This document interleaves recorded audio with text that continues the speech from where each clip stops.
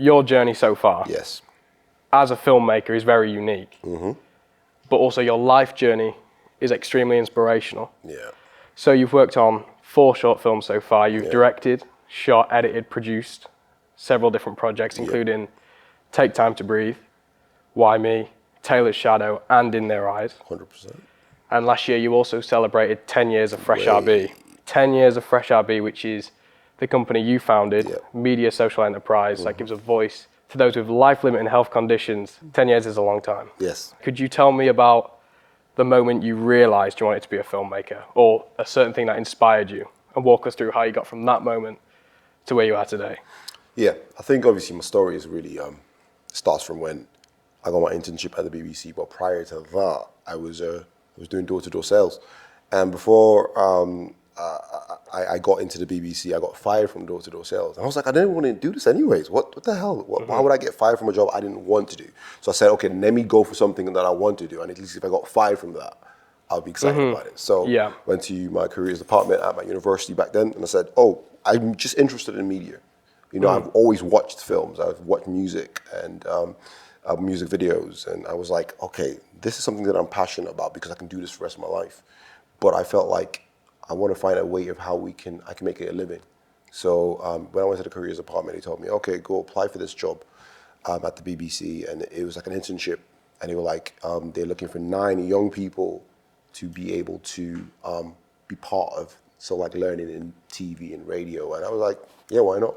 And I happened to have got it. That was the first actual creative job I applied for, and I got it. Sometimes the universe tells you that kind of thing. That's like, whoa, okay, the first thing comes easy. You're like, okay, this is something that's quite cool. Did that for 11 months. And then I finished it, best time of my life, graduated, and then got diagnosed with cancer in just literally like 3 months after that. And I was like, whoa, what's this? My whole life has changed. Everything changed. Everything's just completely different. And then when I got supported by a charity called Click Sergeant. They offered a lot of creative workshops. And I was very influenced by the power of media at the BBC, but then I never understood the magic of the process of being creative. And when I got into the space of being creative, I was like, voila, this is it. This is what I want to do for the rest of my life. I want to be able to be creative. So at that point in time, I knew I was passionate about media. Now, the moment I knew I was going to be a filmmaker, I wanted to be part of the whole process of making a film, was when I was actually editing some projects as I was going through, I realized that I was actually staying up at night editing these films, and I was like, nothing could stop me. I was like, I'm going to get through this. And that's actually when I made my first short film that will never be released because it was crap, but it was absolutely amazing. It was a university project. Yeah. A lady had a script, and I was like, let me just film this and let's get this going. And I acted in it, actually. It was kind of cool to see myself acting with my bald head because I was going through chemo. So it was a fantastic opportunity. So I think at that moment, the sleepless nights of editing that project made me realize, aha, this is it. This is what I want to do for the rest of my life. Yeah. And then set up Fresh RB in 2013. At the point, it was going to be a video production company to raise the awareness of cancer. That's how it started. It was like, okay, I'm going to create content around cancer. And then fast forward 2014, met Kundwani, who you know as a director of Fresh RB, and he was living with Emmy. And I said, let's try it out with Emmy. Let's see what happens. And that's why, obviously, our first short film, our second short film we made was around Emmy, actually. But prior to that, when we went through this whole process together, I realized that him being creative as well was almost a thing that allowed him to transcend this health condition. And then I realized, oh, this works beyond cancer. So here we go. This is the mission. We're going to use media. We're going to use film to raise the awareness of health conditions and also help people to be advocates for those who can't speak for themselves. So yeah, and that's how we got to this point. 10 years. I don't know how it's gone, but I've been part of the whole journey all the way through. So I've been like a spectator in this journey as things have just manifested. So I'm very excited to be here today, definitely. Well, it must have gone well because you're here today. It is. And you are it is. fortunate enough to be able to do this for a living. Yes. But I mean, you've worked for it. You worked through a lot of difficult times to be here. Most definitely. And you've got a lot of stuff to show for it, like your first film. Yes. So how did that come about? Like, you were a video production company. Yes. When did you think to yourself, I want to make this film? How did that come about? And how did you come about getting everybody together to make it? 100%. So the script was written by my wife. At that point, she was my girlfriend. And it was weird because I've always told my wife that I always want to make films for a living. So in my vision board, it was making films for a living. But I wanted to make films that I believed in, films that I felt would be of impact at that point when I wrote it in my vision board. And so obviously dating my wife, and she was like, I've always been passionate about writing scripts as well. And she was like, Yeah. I want to write something that is that you can make into a film. And I was like, why not? Let's go for it. So technically, the first one we wrote was written by my wife, and it was filmed by me and directed by me. And it was almost like it was a no-brainer. And so my wife had some friends. The first one we did was around miscarriage.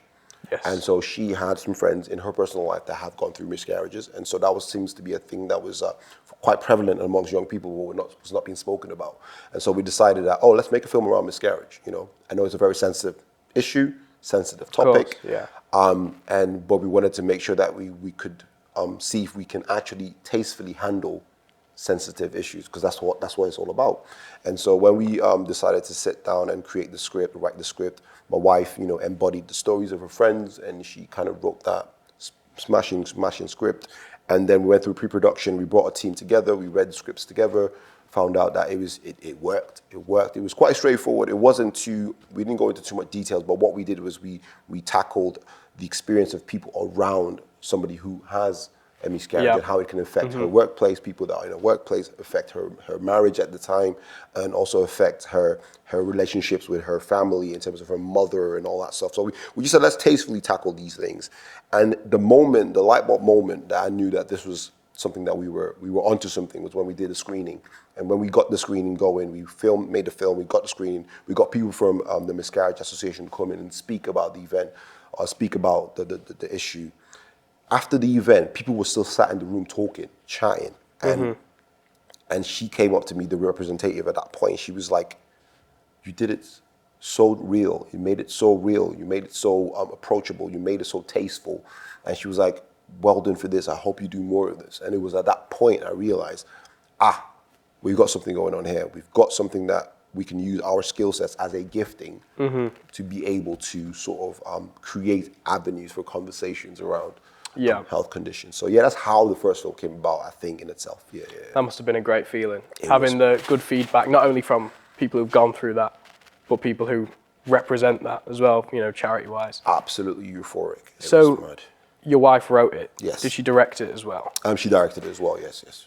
Did you make that decision because she'd written it, you would thought she would be good to direct it? 100%. Or is it because, as well, she's a woman? Yeah. Did you feel that you wouldn't have been able to direct that properly as a guy? 100%. And 100%. as a wider problem or a wider subject, do you believe people should only really direct things that they have been through personally?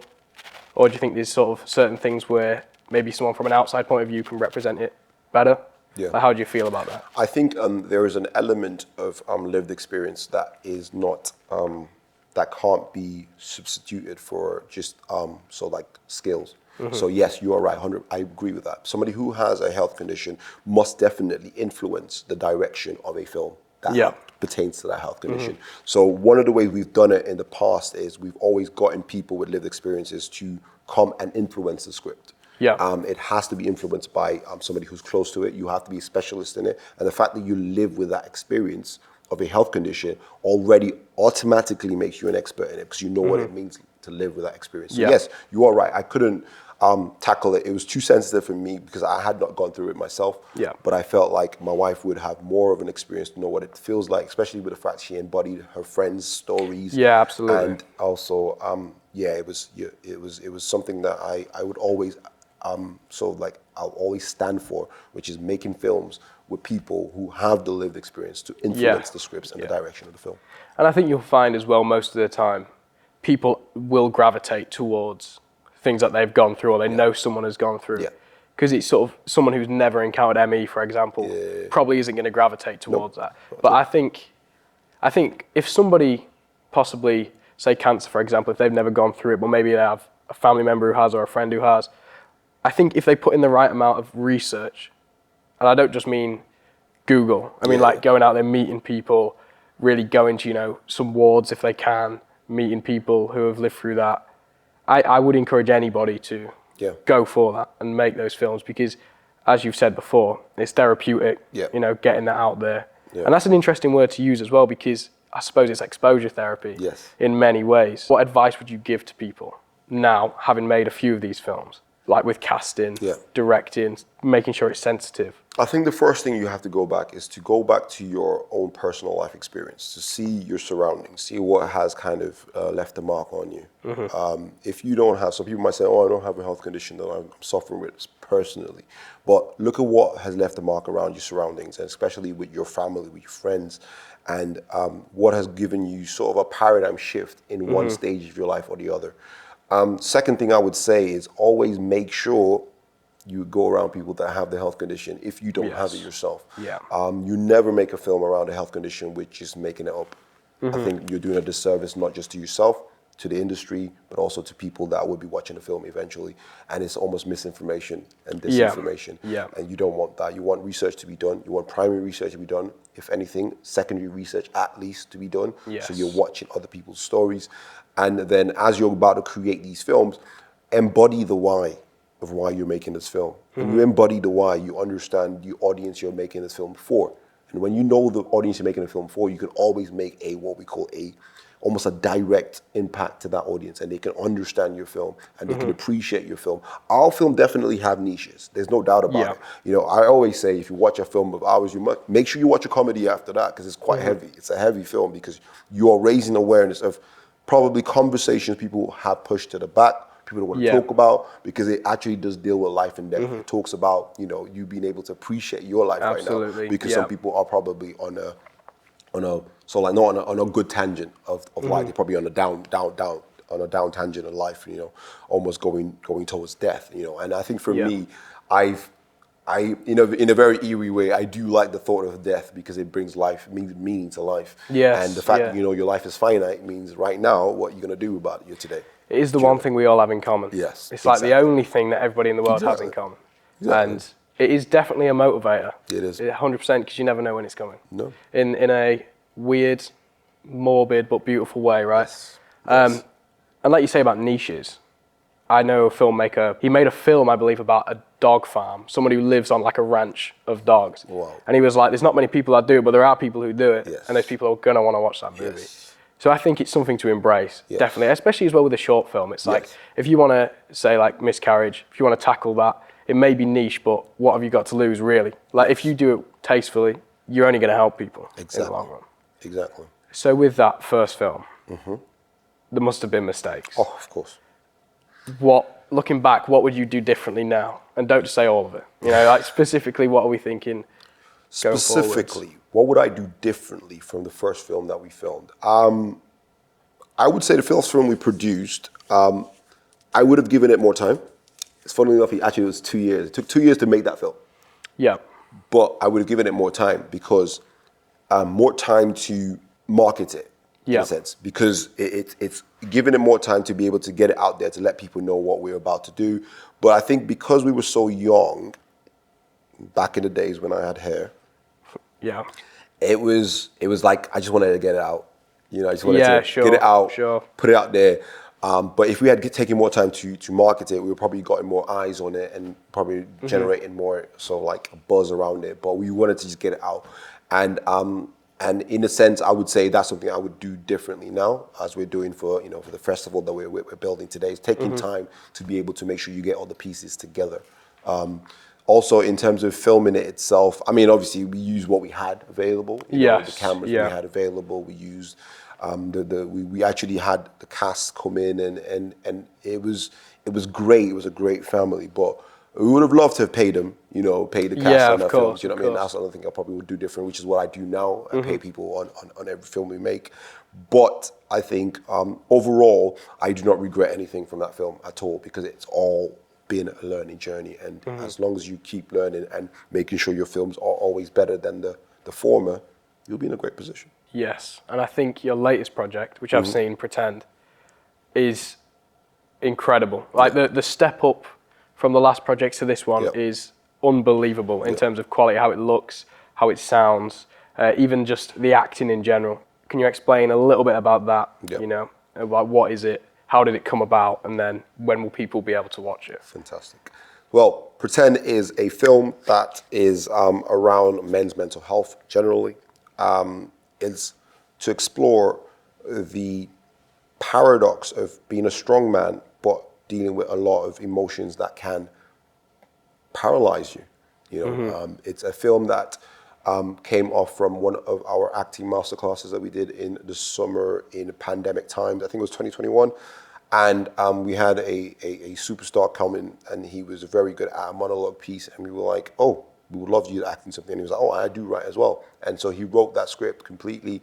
And he was in a space that script just was very poignant. And we were like, yes, let's film that. Let's film that. The film has been received very well from the screening that we did. And we've always been very tentative about the time we release the film. And obviously we will be releasing the film probably this year, but we can't confirm the time and the date of when we release the film, because it's a film that, as usual, just like the other film I said, we want to take our time to be able to make sure that we get the right eyes on them and you don't get people watching it for the wrong reasons. Yeah. We always like to release a film right next to when the awareness is around the month or whatnot. So it is something that is close to our heart to release at the right time. But I think it's a film that would speak to a lot of people.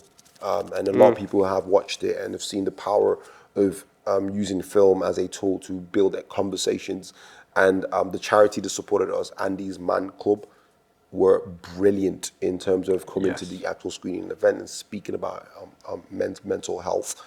And as man, both of us as men, we have to speak about these things and be able to be in touch with our emotions, because we all have them. Yes. We all have them.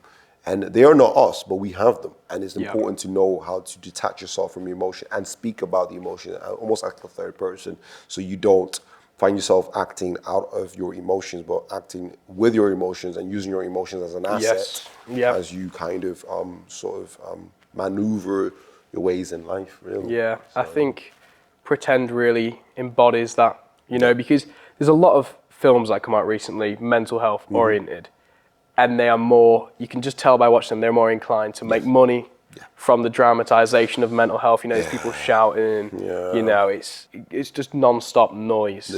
Whereas Pretend in particular, I think it shows a lot of how people surrounding the protagonist feel about this and how he's kind of, he just wants to bottle it up. He doesn't want to talk about it. And, he has family who want him to talk about it. And I think that's a good reflection of how it actually is, especially with guys as well, because I think a lot of guys, people are better at talking about these things, 100%. But there's a lot of conditions I think guys don't even know exist. And I think films like Pretend, in the short format as well, are a great way to get people talking. 100%. And especially with Fidelis and John, their roles in that, they crushed them. It's so believable. They really embodied their roles. And I think, as you said, it goes back to lived experience. Because both of them have spoken on podcasts in the past about how they have been to therapy and how they have bottled stuff up in the past and they have struggled. And it's like, you can see that in how they play those characters. You can tell that those guys have been in those rooms. And then that's why it resonates with you more. And that's why it's more inspirational to actually seek out help.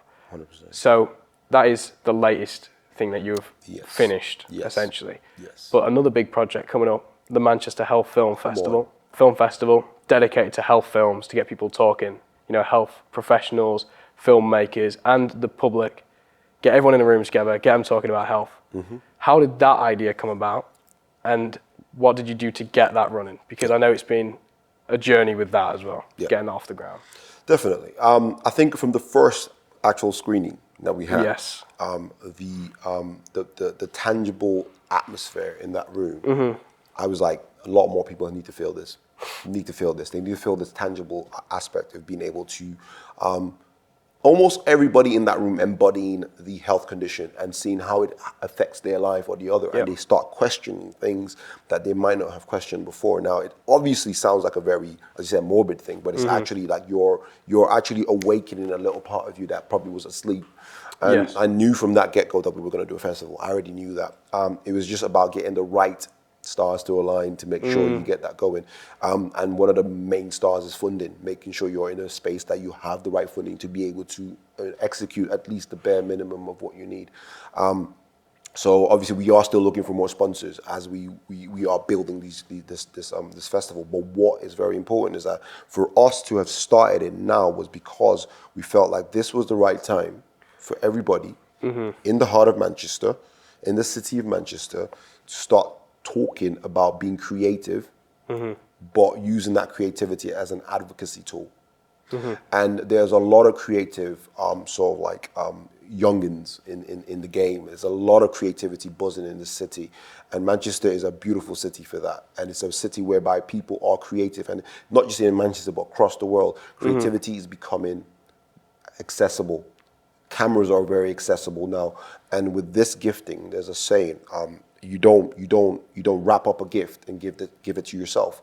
You wrap up a gift and give it to other people. That's the whole point of a gift. So when you're talented, you got creative gifting, you wrap it up and you give it to other people. And that's the advocacy tool that we want to use, or we are trying to champion in young people. So starting the festival, or looking at the first film festival in November 2024, it's the 23rd of November in 2024, it's going to be exciting. I can't wait to experience that day. I don't know what that day is going to feel like. I will be extremely emotional on that day. It will almost feel like, oh wow, like this is really happening. It's real. I'm not going to allow myself to hold back on that day for whatever happens on that day. So yes, there's so much more we can speak about for the festival, but I feel like as an individual, it's almost like you know when the Americans went to the moon and they put a flag on the moon. I'm not an American, but I'm just trying to say like that's how I'm going to feel when I put that flag. You pioneered something, you started something, smash it, left your mark in many ways. Exactly. So categories include best short film, best short documentary, best North Manchester documentary, and then there's also emerging filmmaker. Is there any of them in particular that you're quite excited to see? And is there any health conditions that people might not have thought of covering yet that you're excited to see a submission about? I think the emerging will be an exciting place because these are the youngins from 13 to 15s to see how they come about. I think there's also a category called Film of the Festival. Well, of we course. will pick, and I think that one I'm looking forward to that one because that would be for it to be the Film of the Festival. Means it's going to be it's going to tick all the boxes on our categories of what we feel a film around health should be about. Health conditions that I would love to tackle is neurodiversity, which is around maybe autism as well. Funnily enough, the Fresh RB was set up to raise the awareness of cancer, but we've never made a film around cancer. It's just because I've always said the timing is just not right. It's just not there yet. And I would love to tackle, but I think we're getting there now. We're getting there whereby I want to tackle something around cancer, which is going to be a big one. I think sickle cell is another one that I would love to tackle. That would be fantastic. That would be really great to see. There's a lot. There is a lot. But I think mental health too as well is something. It's something that, especially diagnosed mental health conditions, is really something that I would love to look at. So those are like probably the 4 ones I would say off the top of my dome I can think about. But I'm sure there's a lot more that I would be excited and jump off to tackle. It'd be great to hear, I think, maybe, like Parkinson's, stuff like that. I'd love to see some, on the topic of mental health, like maybe body dysmorphia, stuff like that, because I feel you see a lot of depression and anxiety in the media, but there's a lot of, other conditions that I think could do with some coverage. But it'd be great to see what people pull together. You mentioned how you haven't covered cancer yet in your own projects. Obviously, there's ME that you've covered, miscarriage, stress, dementia. And these are all ideas that have come from other people, like other people's lived experiences. Is there health conditions that you personally want to tackle? Like cancer, I would imagine, is one of them in, documentary or short film. Is there anything else? And how would you go about that? Like what form would these films take? There is one, probably, it's a weird one, but it's like schizophrenia. Okay. And I will tackle it in a horror film. Feature film. Exciting times. I'll just leave it there. Is there any, in relation to that, is there any health films that you've seen that you would want to be like, okay, I want it to be kind of like this? You know, anything in particular that you take inspiration from, maybe for that idea or any other documentaries that you have in the works? I think, I think, finding a film that is explicitly around a health condition was quite difficult for me to think about, to be honest, I can't even lie. But I think finding a documentary around a health condition was perfect. Unrest is one of the ones that I've actually been to a screening on. And Unrest was around ME. And we went to, I think it was me and Kondwani, we went to Sheffield and we watched it, and it was, they had a talk after, and it was really brilliant to see that happen. Because it actually made me a lot more emotionally intelligent. At that point in time, a lot more emotionally intelligent of how, sort of like, how much people were affected by ME. Because Kondwani was the first person I ever met in my whole life that had ME.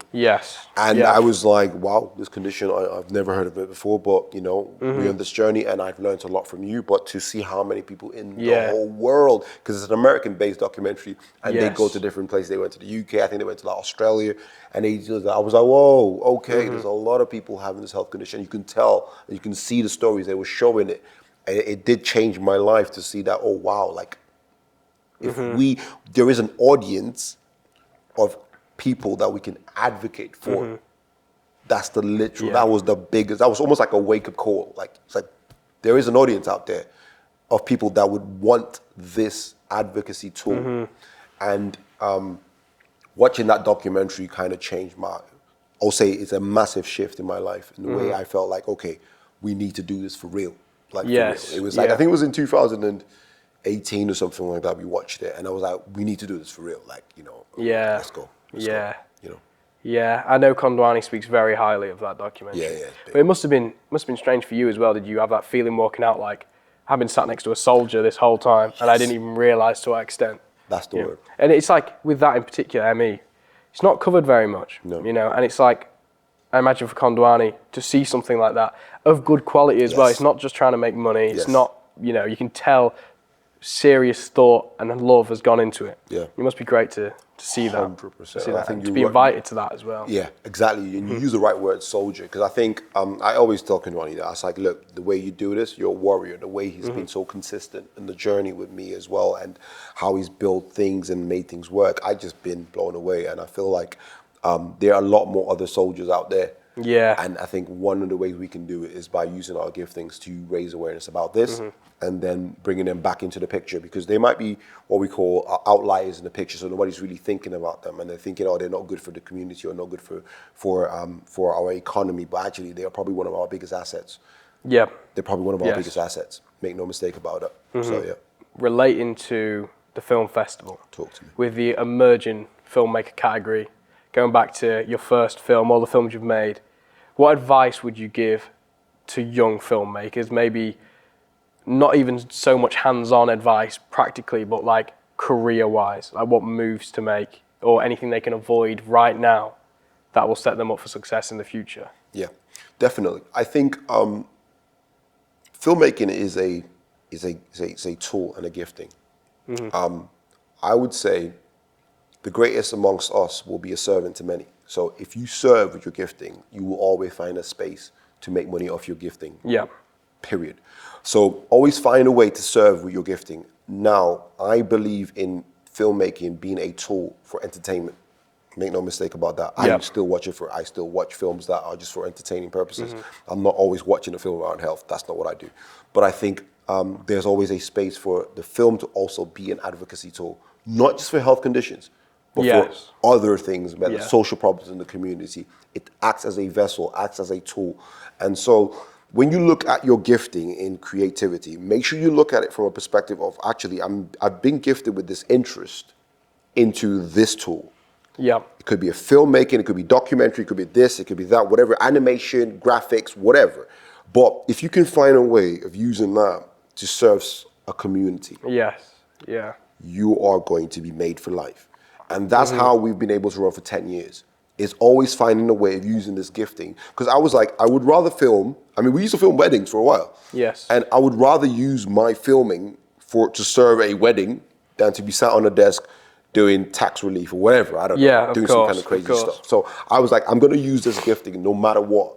And because I was so passionate about that, I was like, okay, let me find a way of serving people. But I always knew I always wanted to use this tool to engage with health research, health conditions, health themes, anything around health. And I knew that was what it was. And that was the unique spot that I wanted to use. And so now we are, as a company, we are starting to have that complete autonomy and picking the projects that we want around health. And that's where we are. Yeah, I'm sure there's a lot of people, maybe even listening to this, that probably are doing those jobs, you know, the office jobs, you know, things they hate, and they want to do this. And I think you're living proof that it is possible. No matter what, as long as you stick to it, you're willing to take the blows at times. You're willing to, you know, maybe live a little bit of a less quality life than you wanted 100%. In that moment, because in the long run, it's going to be worth it. It's going to be worth it. So, some rapid fire questions. Talk to me. The hard ones, the hardest questions so far. Let's go. Top 4 films of all time. Top 4 films for me. Okay, let's make sure that's clear. Okay, for me. First one is Avatar, the first one. The first Avatar that came out. Okay. That's one of them. Highest grossing film of all time. Yes. So they must have been onto something. They must be onto something. And why I loved Avatar was because that was probably one of the first films in 3D that I really experienced. And I love experiences. I'm big on experience because that's all we have in life. It's about experiences and memorable moments. And Avatar is number 1. Number 2 is Get Out, which is a horror film. Yes. And number 3 is The Skeleton Key. Okay. Okay. Yes. And number 4 is The Illusionist. The Illusionist. Is that the one with Edward Norton? Yes, that's Have you seen The Prestige? That's exactly the one with Edward Norton. Right. Yes, that's the one. That's the one that came out as the same year as Prestige. Yes. They're like the same film. Pretty much the same film. Hollywood. But The Illusionist is the one that came out first. Okay. Okay. Fair enough. Yes. No, for me, it is a hard one. Yes, very hard. But I just kind of go with the 4 that come to mind first. Yes. And I claim to not love horror. So this is going to sound pretty hypocritical, but The Thing. The Thing. which is definitely a horror film. There's no escaping that. The Shining. Yep. Psycho. And then Shaun of the Dead, which I suppose is a horror in its own right. You like horrors? I like These are all horror films. Well, yeah. But you've said this to me before, actually. You said, like, most horror films are 6. Yes. 6 out of 10 at best. But then when you find something like The Shining or Psycho, classic. It's a 10. Classic. And people obviously refer to it as elevated horror, which I'm not going to go around saying like elevated horror because that's pretentious. But I think those films in particular just take it to the next level. Yeah. And I think even if you're not doing a horror, you can learn from those films, like with the attention to detail and the use of, I think The Thing in particular, obviously that is all practical effects. And we've lost that. People have lost that nowadays. You know, they just stand in a green room and hope for the best. And you can tell a mile off. Even it could be the best VFX in the world, you still know.